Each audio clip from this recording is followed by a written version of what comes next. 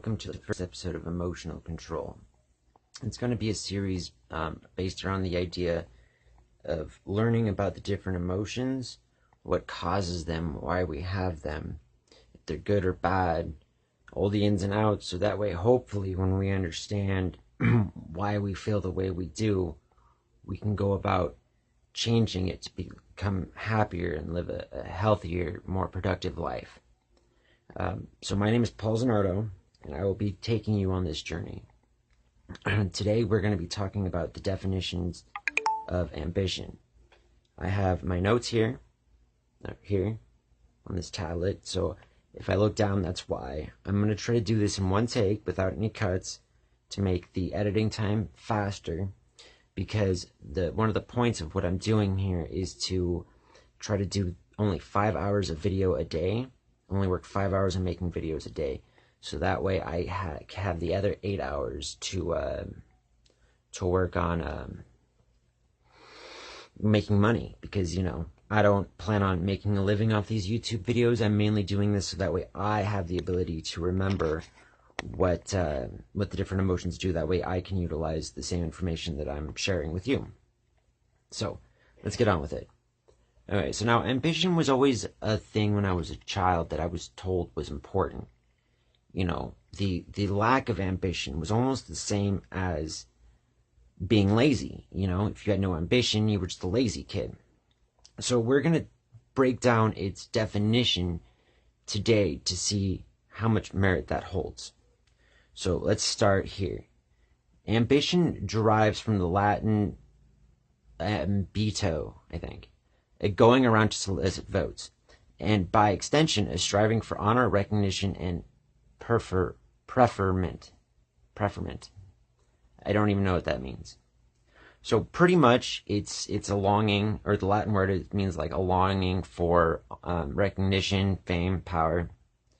So now let's go into the, oh shoot, this thing's doing all kinds of weird stuff.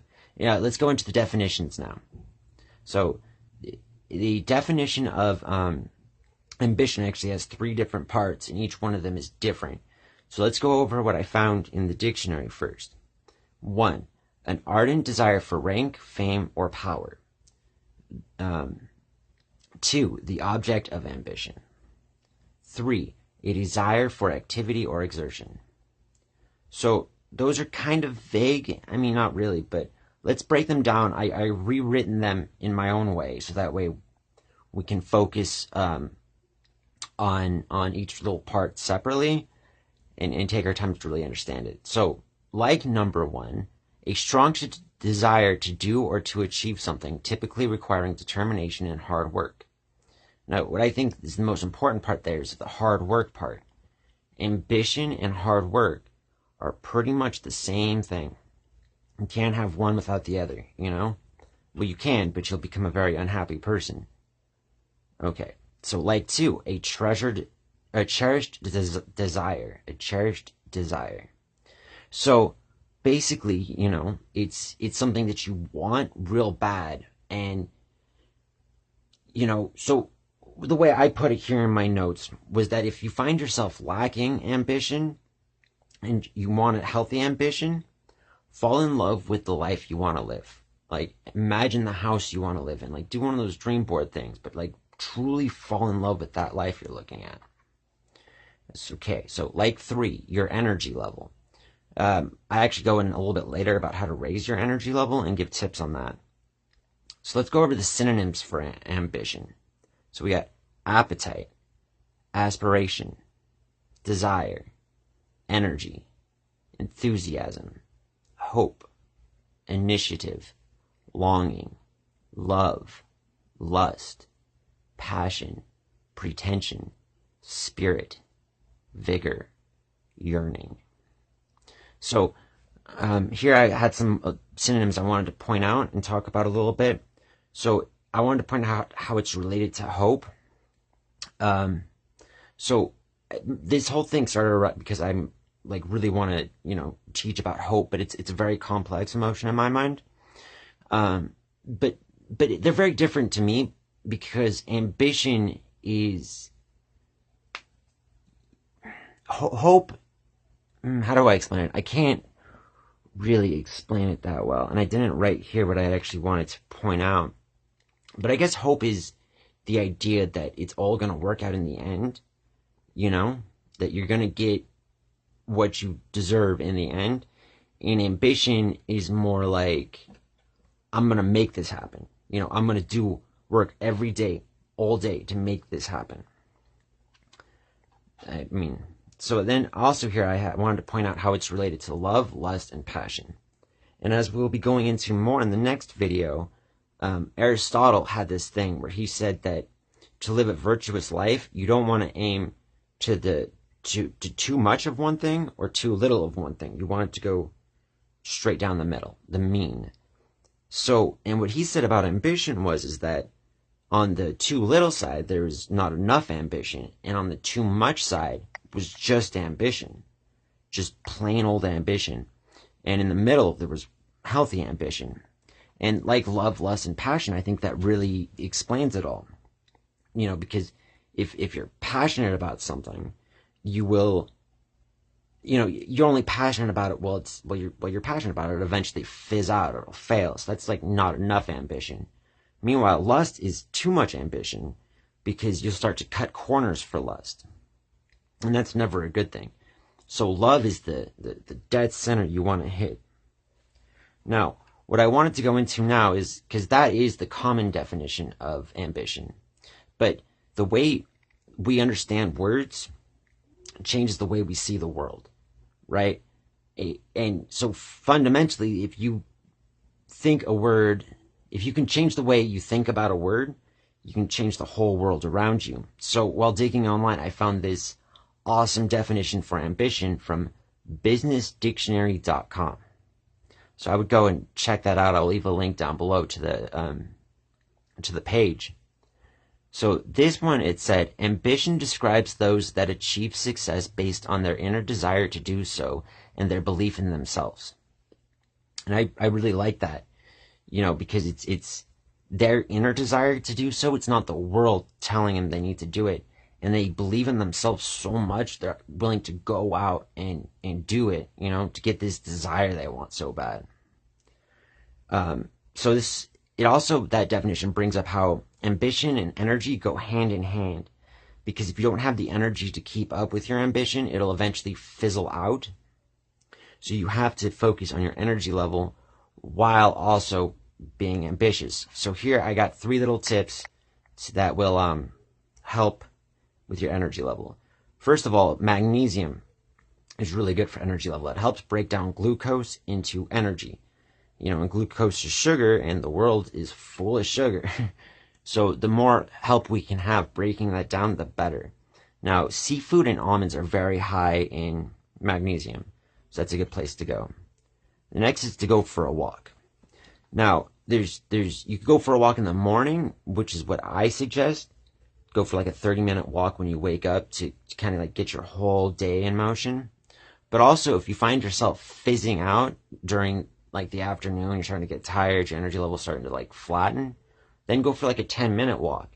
Going out and walking and, you know, observing your surroundings and just, you know, being in the moment, it gets your blood flowing, it gets your brain working, and it gets that energy level back up, at least mentally. Now, the last one is it all comes down to your diet. And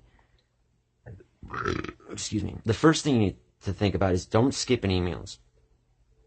If you want energy all day, you got to eat breakfast, lunch, and dinner. Now, you also want to eat smarter. So, you know, don't eat too much sugar and eat energy-heavy foods.